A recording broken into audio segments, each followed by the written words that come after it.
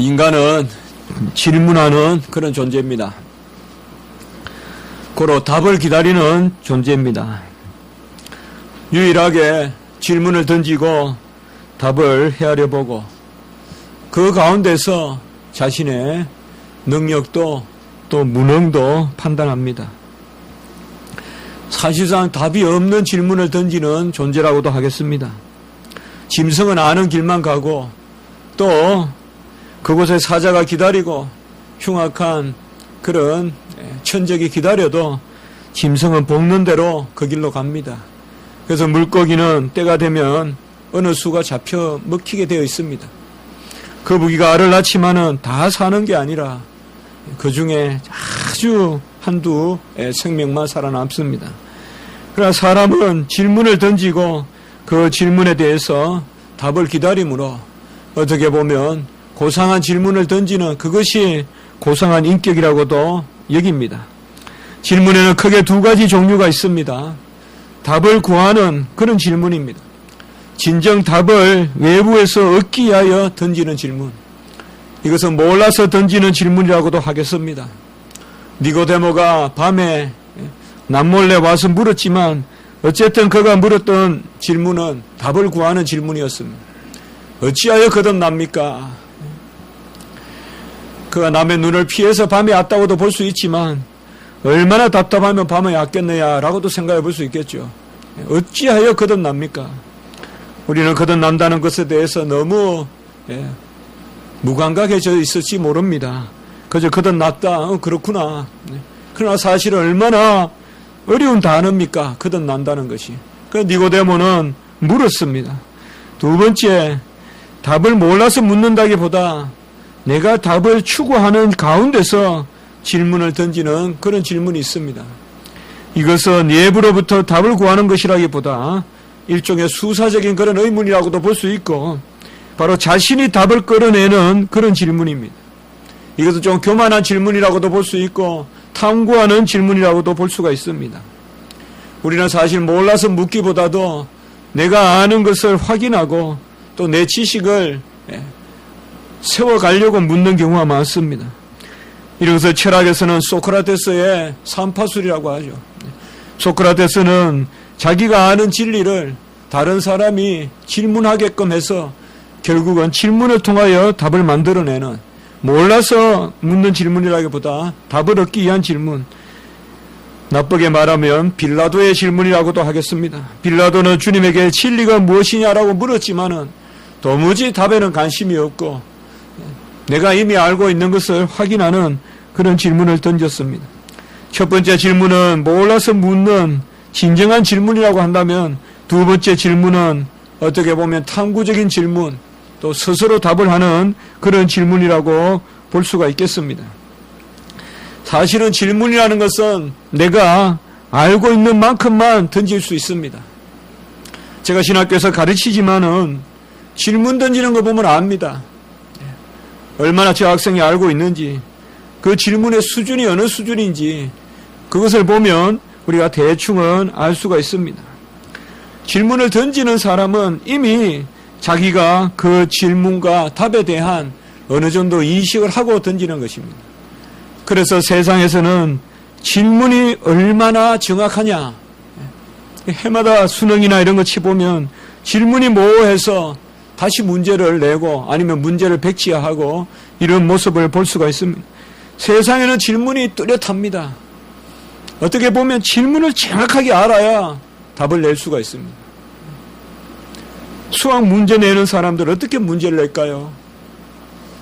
답을 갖다 놓고 역으로 질문을 만듭니다. 저도 신학교에서 입시를 내봤습니다만은 답을 먼저 생각하고 질문을 묻습니다. 제가 문제를 내보니까 그래요. 답을 먼저 생각하고 그렇게 생각하면 질문은 참 어려운 거예요. 왜요? 정확한 답에 대해서 묻는 거기 때문에. 그래서 상대편을 테스트하는 거기 때문에 이 세상의 바로 시험입니다.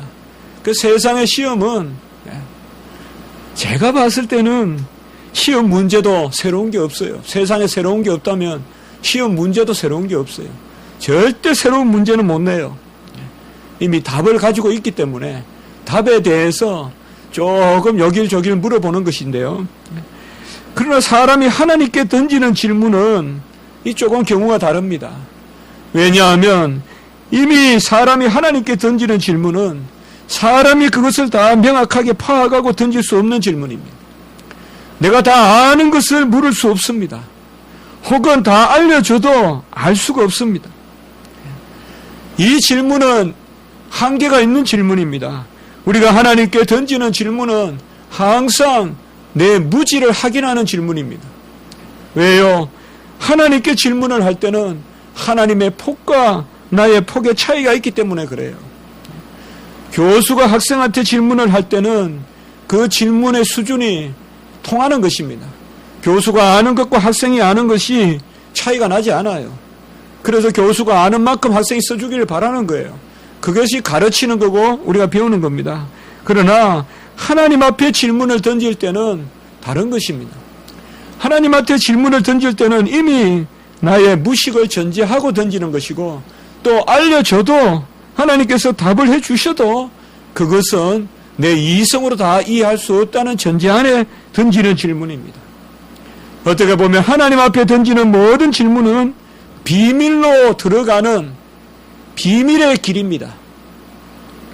은밀한 길로 가는 것이지 눈에 보이는 것, 머리로 새겨지는 질문이 아닙니다. 우리가 하나님 앞에 기도하고 하나님 앞에 간혹은 한하고 한혹은 묻고 하는 이런 질문들은 비밀로 들어가는 거예요. 신비로 들어가는 것이지 점점 가시적이고 세속적인 것으로 나오는 것이 아닙니다. 소크라테스는 누군가가 자기에게 정확한 질문을 던져준다면 자기는 그 질문에 대해서 가장 고급스러운 답을 할 수 있다고 그의 변맥이라는 책에서 제가 읽었던 기억이 납니다. 향연과. 그러나 하나님 앞에서는 이 소크라테스의 철학이 통하지 않습니다. 아무리 명확한 질문을 던진다고 해도 하나님의 세계에는 가닿지 못합니다. 어떻게 보면 철학자들은 이런 질문을 많이 던졌습니다. 하나님 앞에.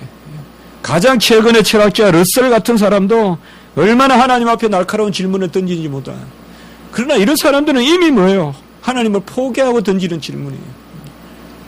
사실은 그가 나는 왜 그리스도인이 아닌가? 이것도 질문이잖아요, 사실은. 누구에게 묻는 거예요? 사실은 우리가 하나님을 전제하지 않고 하나님을 믿지 않는다고 하면서 나는 왜 하나님을 믿지 않는가라는 질문이 과연 가능합니까? 사실 하나님의 존재를 전제하지 않는 하나님에 관한 질문이 가능하냐고요. 하나님은 없다고 생각하면서 하나님에 대하여 던지는 질문이 얼마나 모순됩니까? 하나님을 인정하고 하나님에 대해서 모르겠다고 말하면 맞지만은 하나님을 인정하지 않고 나는 왜 하나님을 믿지 않는가라는 질문은 아무리 생각해도 이것은 질문 자체가 벌써 모순입니다. 버트란트 러셀이 20세기의 최고의 지성이라면 그는 그 질문을 수정해야 됩니다. 그 질문을 평서문으로 쓰든지 묻지 말든지 해야 됩니다. 우리는 하나님 앞에 묻습니다. 그러나 사실은 두 가지 중에 하나입니다. 첫 번째는 진짜 몰라서 묻는 거예요. 하나님 보시기에. 니고데모가 밤에 하나님을 찾아가서 뭐라고 물었습니까? 모태에 들어가서 다시 나는 것입니까? 이 정도입니다. 우리 질문의 수준은. 거듭나는 것이 뭡니까, 주님? 다시 엄마 뱃속에 가서 나는 겁니까? 다시 엄마의 뱃속에 들어가서 그 엄마 배에서 다시 양분을 얻고 다시 나는 겁니까? 이게 그저 우스운 게 아닙니다. 이 정도의 질문입니다.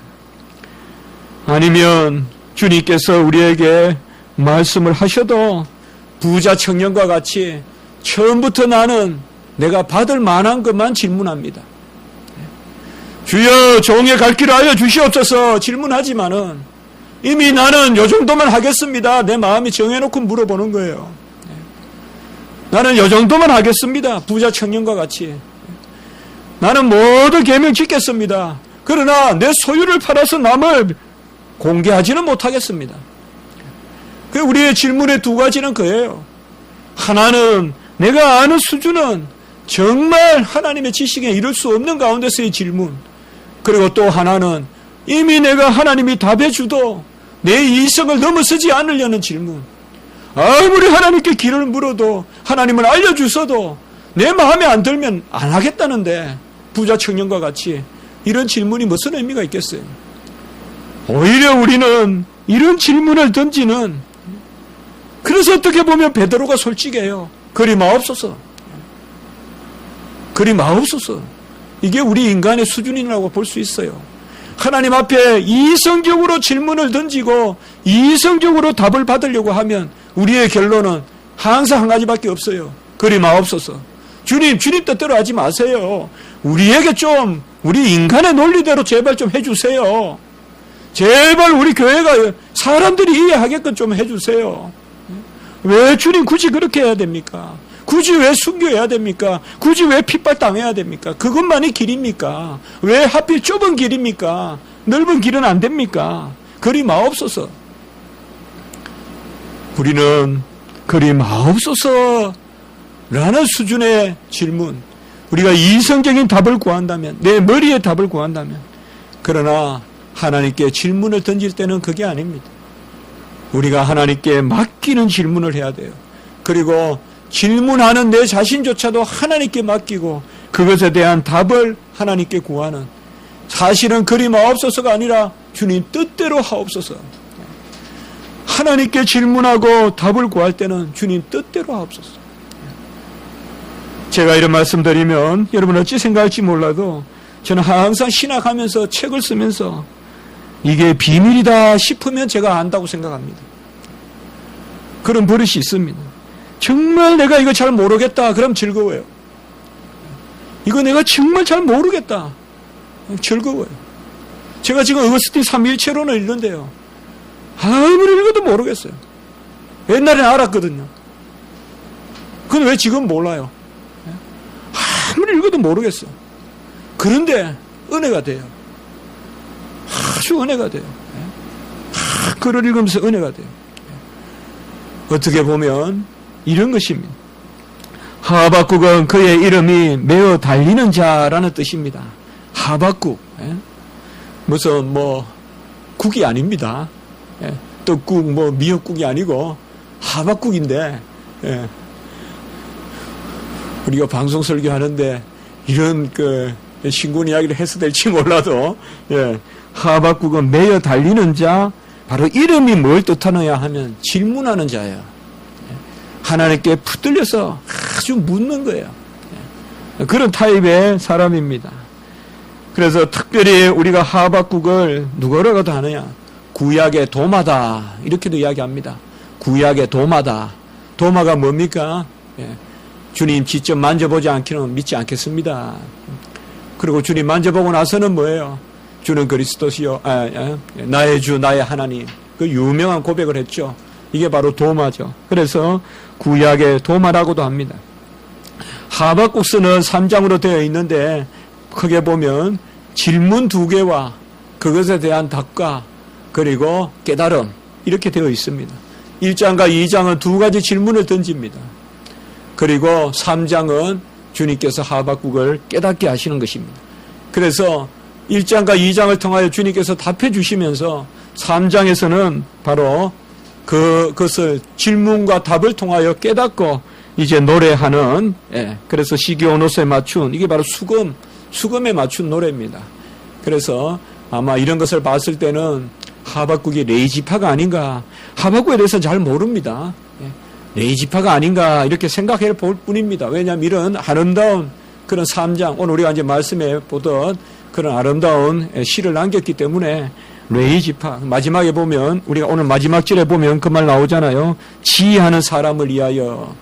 그래서 본인이 그런 지혜에 있지 않았는가, 그렇게도 우리가 생각해 봅니다. 하박국이 던진 질문은 2가지입니다. 첫 번째 질문은 왜 악인이 흥한가 이 말이죠. 왜 선인은 이렇게 푹푹 쓰러지는데, 선인은 매일 눈물에 눈곱이 깨도록 울어야 되고 악인은 왜 저렇게 기고만장한지. 그래서 첫 번째 질문은 왜 악인을 멸하지 아니하시나이까. 이 당시의 시대가 어떤 시대인가 하면 요시야가 종교개혁을 하고, 사실은 이스라엘 백성의 선지자들은 아수르가 멸망되면 이제 주의 나라가 회복될 줄 알았어요. 그리고 저 북왕국 이스라엘은 패역에서 망했지만은 남왕국 유다는 예루살렘 성전으로 중심으로 회복될 줄 알았어요. 그래서 요시야 종교개혁에 선지자들은 희망을 걸었던 거예요. 그러나 요시야 종교개혁의 끝은 뭡니까? 요시야는 의기차게 16살 때 종교개혁을 시작했지만은 2차례나 종교개혁을 했지만은 결론은 뭐예요? 애굽이 쳐들어오고 애굽이 쳐들어와서 바로 노고가 오고 결국 머깃도에서 제가 그 머깃도라는 데 지나가면서 식사한 적이 있습니다. 갔을 때 머깃도라는 데서 결국은 요시야가 죽고 말잖아요.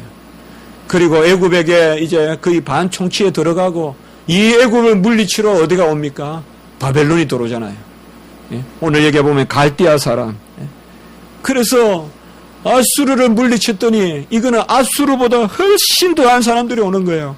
이 갈대아 사람들은 어떤 사람이야? 11절에 보면 1장 11절에 보면 자기들의 힘을 자기들의 신으로 삼는 자들이다. 이 당시에 바벨론 군사는 어느 정도가 하면 이렇게 생각하면 돼요, 여러분들. 사자가 달려와서 팍 그냥 목을 치듯이 그만큼 빨랐던 민족이에요. 그러니까 천하에서 이 갈대아를 당할 수가 없어요. 세계 최고의 병사들이 갈대아 이 바벨론 병사들이 아주 날라다니면서 그냥 병기를 휘두르기 때문에 멀리 눈 뜨고도 목이 날아가는 그 군대예요. 실제로 그렇게 강했던 군대예요. 오히려 하나님 어찌하여 이 선지자들의 기도를 받지 아니하시고 아수르가 부족해서 또 이렇게 우리를 곤란하게 하십니까? 자기들의 힘을 자기들의 신으로 삼는 사람. 뭔지 알겠죠, 여러분들? 모든 것이 힘 논리, 힘으로 그냥 끝을 보는. 이것이 바로 첫 번째 호수입니다. 첫 번째 질문에 대해서는 하나님은 아무 답변도 안 하신 겁니다, 사실은. 모른다, 내가 너한테 말해도. 알겠네, 네가. 모른다. 다만 결과만 말씀하십니다. 너희는 아직까지 더 당해야 된다, 이거. 더 당해야 된다. 이러니 두 번째 질문을 1장 12절에서 또 던집니다. 첫 번째 질문과 크게 다르지 않지만은 두 번째 질문은 그러면 좋습니다, 하나님. 우리가 죄를 졌다 칩시다. 그러면 왜 하필 심판의 도구를 악인을 들어서 세우십니까? 하박국 1장 13절에 보면 악인이 자기보다 어려운 사람을 삼키는데도 어찌 잠잠하십니까? 라고 이렇게 질문을 합니다. 그러니까 첫 번째 질문은 두 번째 질문과 크게 다르지 않지만 첫 번째 질문은 악인을 그냥 없애달라는 그런 1차적인 질문이라면 두 번째 질문은 좀 더 2차적인 질문이에요. 그렇다면 주님, 왜 하필 그들을 세워서 이렇게 하시나이까? 이 질문에 대해서 이제 주님께서는 2장에서 그에게 하박국에게 답을 해 주십니다. 왜 너희들이 이렇게 되느냐? 사실 우리가 하박국의 질문을 한번 봅시다. 제가 모두에 조금 말씀을 드렸죠. 과연 하박국의 질문이 온전했습니까?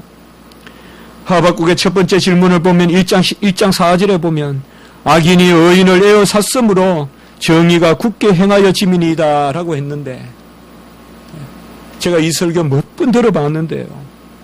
전부 다 이스라엘 백성을 의인으로 생각하더라고요. 그래서 의인이 핍박당하는데 악인은 흥하고 그런데 왜 하나님 참으십니까? 그러니 결국에는 수년 내로 부흥케 하시리라. 결론 참지 않으신다. 그러나 그렇습니까? 이 본문이 이스라엘 백성이 의인입니까? 바벨론은 악인입니까? 하박국 질문을 한번 생각해보자. 질문이 잘못됐어요. 하박국은 악인이 의인을 에워싼다 그런데 과연 이스라엘 백성들이 의인입니까? 유다는 죄가 없습니까? 이방인은 무조건 다 불의한 것이고 더 자기들보다 패역한 것입니까? 우리도 공로의 기도를 드릴 때가 많습니다. 나는 기본적으로 의롭고 나는 기본적으로 선하고 다른 사람은 악하고 그래서 내가 고통을 당하고 이런 기도를 드릴 때가 많습니다. 내 눈에 덜보는 보지 않고 형제의 티만 가지고 덜보 삼아서 기도할 때가 많습니다. 나는 은연중에 의인이 되어 있고 나를 에워싸고 있는 주변의 모든 것은 악한 것이다. 그러면서 주여 저 악을 왜 그냥 두십니까? 하면서 은밀히 기도하기도 하고 여기저기서 기도하면서 그 기도를 내뱉고는 시원한 마음으로 내려오기도 합니다. 과연 그렇습니까? 매일 간음하고 음란한 것으로 은밀히 죄지으면서 생계가 없어서 몸을 파는 창기를 누가 욕할 수 있겠어요? 자기는 먹을 거 남고 충분하면서도 온갖 투기로 온갖 것으로 가난한 사람들을 피를 빨아먹으면서 꼭 법정에선 담을 넘은 도둑만 손가락질 할 수 있겠냐 이 말이에요. 왜 바벨론 군사의 간음만 문제입니까? 바벨론 군사는 백주대낮에 성전에서 간음을 했어요. 그러면 유다는 온전했습니까? 우리가 요시야 종교개혁 말씀을 봤잖아요. 그들은 어땠어요? 저도 바벨론이 백주에 전을 섬기는 사람들을 성전에서 간음했다는 말을 듣고는 정말 이럴 수가 있냐 하나님 그런 생각을 한 적이 있습니다. 그러나 정말 바벨론만 그랬습니까? 예루살렘 성전에 바알과 아세라 상을 만든 사람은 누굽니까? 남자 창기를 데려다 놓고 온갖 간음을 다 했던 사람들은 누굽니까? 어찌 하박국이 이런 질문을 할 수가 있습니까? 어찌 악인이 의인을 에워싼다고 말할 수 있습니까? 이것은 질문 자체가 잘못되었어요. 이 질문을 어떻게 하나님이 답하겠어요? 그의 두 번째 질문도 마찬가지입니다. 여전히 이끄는 두 번째 질문에서도 보면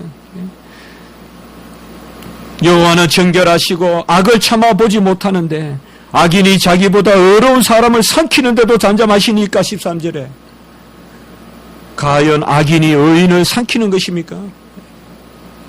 무조건 주의 백성은 예부에서 핍박받으면 어려운 핍박입니까? 하박국은 자기의 의로 질문을 던졌습니다. 주님은 이것에 대해서 답을 하시고 다른 답을 하지 않습니다. 우리 주님의 답은 항상 경곡을 지르는 심령을 움직이는 답입니다. 그것이 바로 유명한 2장 4절의 말씀입니다. 의인은 그의 믿음으로 말미암아 살리라. 왜 이 말씀이 불쑥 나옵니까? 이게 여호와 하나님의 답입니다. 그 유명한 말씀 하박국 2장 4절 보라 그의 마음은 교만하며 그 속에는 정직하지 못하나 이것은 자질이라면 의인은 그의 믿음으로 말미암아 살리라. 하박국아 너 자질 이야기하고 있냐? 너 지금 네가 잘했다고 말하고 있냐? 너희들 잘해서 내가 너 백성 삼아준 줄 아냐?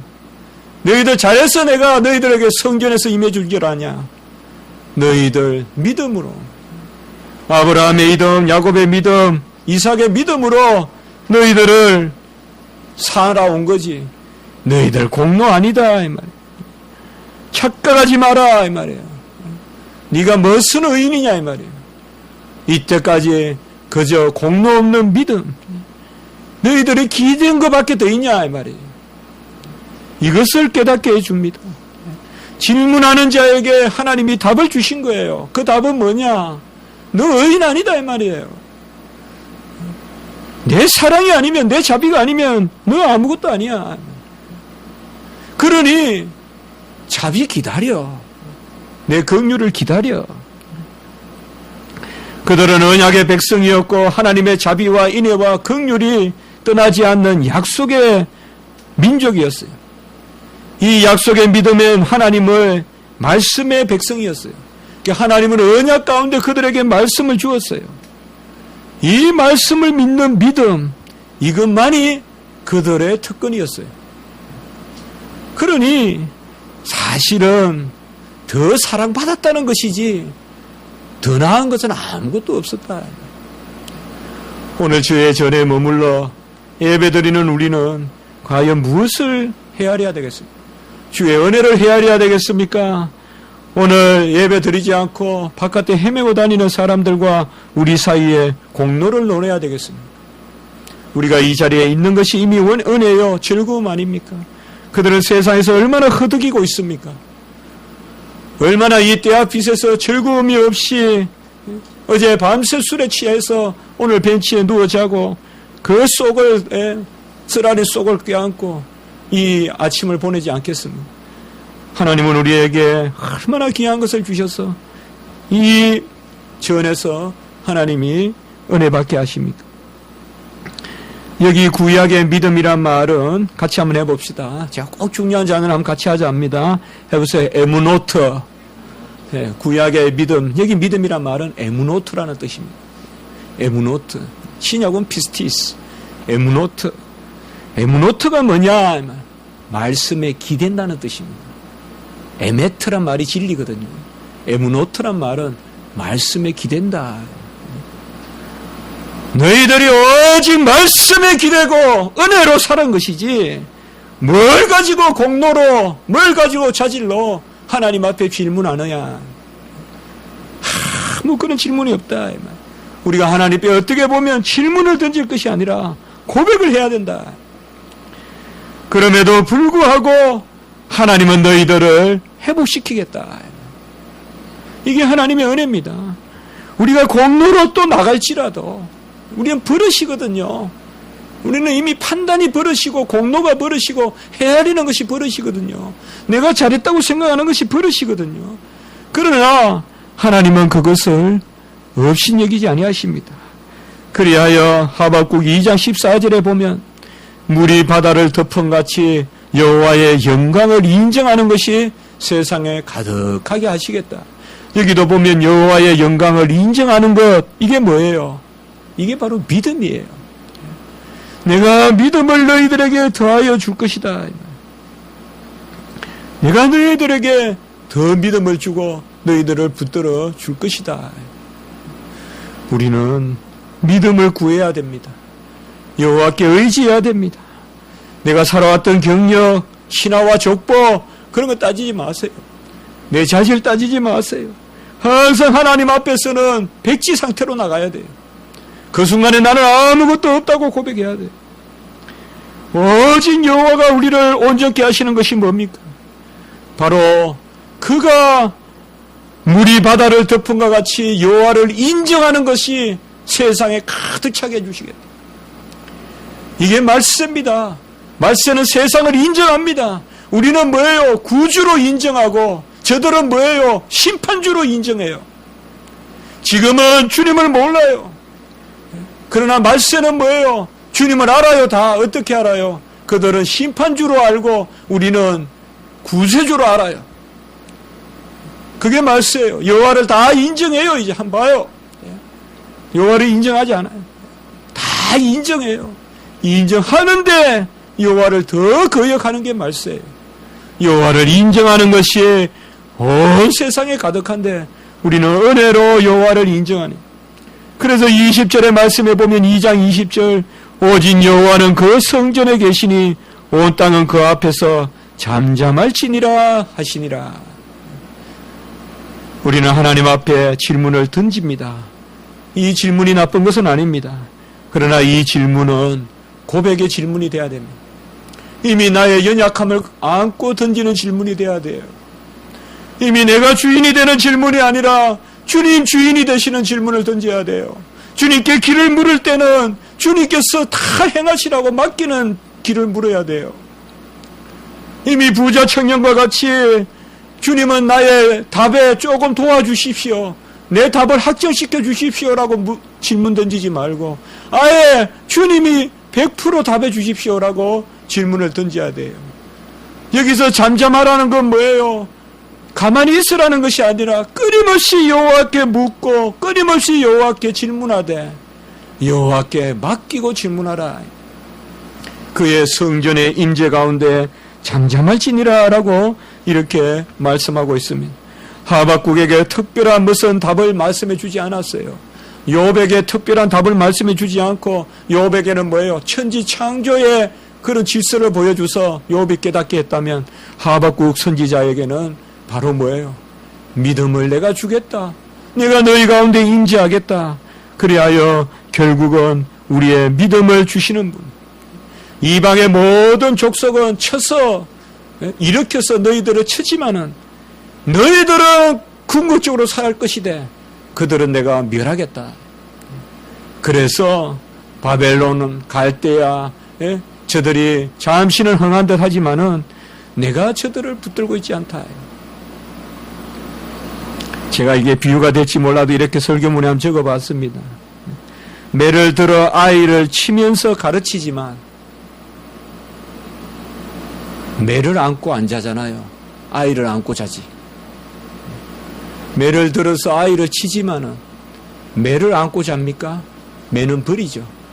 아이를 밤에 안고 자죠. 그렇게 화가 나서 매를 치지만 밤에 아이에게 연고를 발라주면서 그럼 아이는 뭐예요? 매를 사랑하는 게 아니라 아이를 사랑하는 거예요. 하나님은 매를 들지만 우리를 안아주시려고 매를 드시는 것이지 매를 안으려고 우리를 버리려고 매를 드시는 게 아니다. 이게 바로 하박국에 대한 주님의 답입니다. 주님께서는 더딜지라도 지체하지 않고 응하시리라고 말씀하셨고 진노 중에라도 긍휼을 잊지 않는다고 말씀하십니다. 진노 중이라도 긍휼을 잊지 마옵소서. 이게 바로 답입니다. 오늘 3장 2절에 보면 같이 해봅시다. 진노 중에서라도 긍휼을 잊지 마옵소서. 이 긍휼이란 말이 재미있습니다. 제가 일전에 이 말 본문 한번 설교한 적이 있는데요. 이 긍휼이란 말이요. 자궁이란 뜻입니다. 자궁. 태라는 뜻이요. 태. 주는 태를 닫지 마옵소서. 이 말입니다. 불쌍히 여겨서 생명을 주시옵소서. 여기 보면 사라의 기도, 아브라함의 기도 생각이 나요. 불쌍히 여기면, 가장 불쌍히 여기는 게 뭐예요? 아내에게 자녀를 주는 거예요. 그래서 주여 주는 진노 중에라도 긍휼히 여기십시오. 이게 답이에요. 이게 바로 하박국의 깨달은 거예요. 진노 중에라도 이 말은 나 내일 죄 지을 거예요. 이제 나 이제 의인 아니라는 거예요. 내가 죄를 짓더라도 긍휼을 잊지 마옵소서. 잉태하는 힘을 주시옵소서. 사라와 같이. 그리고 수년 내에 부흥하게 하옵소서. 저는 우리 교회가 이미 부흥되었지만 수년 내에 부흥할 줄 믿습니다. 하나님께서 우리를 진노 중에라도 긍휼을 베푸셔서 우리에게 부흥을 주실 줄 믿습니다. 그러므로 오늘 마지막 말씀과 같이 하나님의 뜻을 헤아리는 믿음. 오늘 제목이 그렇죠. 하나님의 뜻을 헤아리는 믿음. 우리의 믿음은 하나님의 뜻을 온전히 헤아려야 되는데 하박국 선지자는 그 질문에 대한 답을 얻었습니다. 여러분, 질문의 달콤함을 누립시다. 질문은 회의적인 질문이 아니라 고백의 질문을 던집시다. 하나님 앞에 질문 던지세요. 길을 물으세요. 어찌해야 될지 애통하며 가슴을 치며 무릎을 꿇고 기도하세요. 그러나 하나님 앞에 기쁨으로 나아갑시다. 이미 하나님은 우리의 답이므로, 묻기 전에 우리의 답이므로, 하나님은 우리의 최선의 답이므로, 내 인생의 최선의 가치를 아시는 분이므로, 내 면류관을 이미 예비하신 분이므로, 그것이 바로 오늘의 노래입니다. 무화과 나무가 무성하지 못하며, 무화과 나무가 무성하지 못하며, 무성한 가운데 열매가 맺혀야 될 텐데 다 잎이 떨어져 열매에 기대가 없어도 포도나무에 열매가 없고, 이 말은 포도나무에 아주 갈아여서 줄기가 비틀어지도 감람나무에 소출이 없고, 그래서 말은 바를 기름도 없고 먹을 기름도 없고, 이건 아무것도 없는 그런 가람이죠. 밭에 먹을 것이 없고 이삭 하나도 남은 것이 없고 다 주워 먹고 뿌리채 끊어 먹어서 뿌리도 없고 남아있는 것이 없고, 그렇더라도 양이 없고 소가 없을지라도 나는 여호와로 말미암아 즐거워하며 여호와의 감람나무로, 여호와의 포도나무로, 여호와의 양으로, 여호와의 소로 말미암아 즐거워하는 것이 아니라 여호와로 말미암아 즐거워한다. 주님 자신으로 말미암아 즐거워한다. 주님이 계심으로 즐거워한다. 주님 한 분으로 즐거워한다.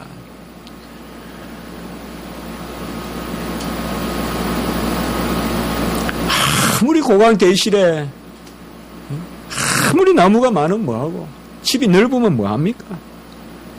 기쁨이 없으면 뭐합니까? 아무리 집이 좁아도 즐거우면 그게 천국이죠. 아무리 집이 넓으면 뭐예요? 아무리 소가 많고 밭에 곡식이 많으면 뭐예요? 불평하고. 그거보다는 여호와로 말미암아 즐거워하고 구원의 하나님으로 말미암아 기뻐하고, 우리는 하나님의 섭리를 온전히 깨달아야 됩니다. 느헤미야가 하나님을 기뻐하는 것이 힘이라. 우리 일전에 말씀을 봤잖아요. 우리의 힘이 뭡니까? 여호와를 기뻐하는 것이. 내 몸이 연약하거나 내 정신이 연약하거든 여호와를 기뻐하십시오. 그러면 새 힘이 쏟습니다. 주님 한 분으로 기뻐하면 아주 에너지가 쏟고 영적인 에너지, 육체적인 에너지도 쏟습니다. 여호와를 즐거워하는, 칼빈의 말을 마지막으로 한번 읽고 마치겠습니다. 섭리에 대한 무지가 모든 것들 가운데 최고의 비참함이고 그것을 아는 것이 최상의 복이다. 하나님의 섭리에 대한 무지가 모든 것들 가운데 최고의 비참함이고 그것을 아는 것은 최상의 복이다. 성경 요리 정의에서도 이 말씀을 나누었습니다. 한번 기도드리겠습니다. 하나님 아버지, 우리는 어리석은 질문, 또 교만한 질문밖에 못 던집니다. 하나님, 오늘 말씀을 통하여 고백에 이르게 하는 그런 하나님의 은혜를 가르쳐 주시니 감사합니다. 진노 중이라도 그 긍휼을 잊지 마옵소서. 다 말라 비틀어져도 우리의 태를 열어 주시옵소서. 하나님께 수연내 부응케 하시옵소서. 이 소망을 주시는 답을 주시니 감사합니다.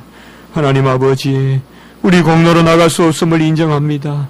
오직 의인은 믿음으로 말미암아 살리라. 하나님 앞에 노래하게 도와주시고 그 믿음으로 즐거워하게 하시고 여호와 한 분으로 기뻐하고 주의 구원으로 즐거워하는 저희들이 되게 도와주시옵소서. 구주 예수 그리스도의 이름으로 감사하며 기도드리옵나이다. 아멘.